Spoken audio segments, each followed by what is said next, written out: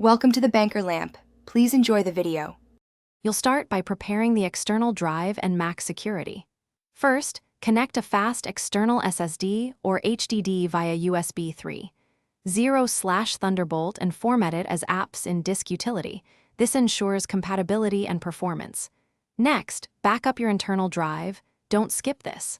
Then open System Settings, go to Privacy and Security, and set Startup Security to allow booting from external media, so the Mac will trust that drive when you restart.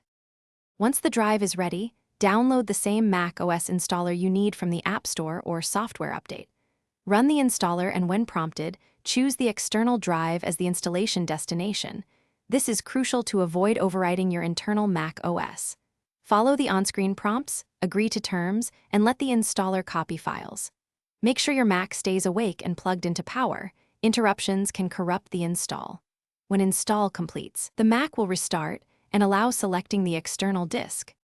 To boot from the external drive, restart the Mac and hold the Option key until the Startup Manager appears, then select the external disk. This temporarily boots it.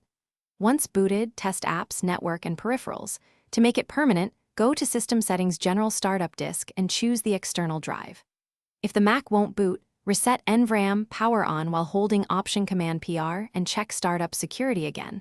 If problems persist, reinstall Mac OS onto the external drive after reformatting it. Thanks for watching. If this was helpful, leave a like and consider subscribing. See you next time.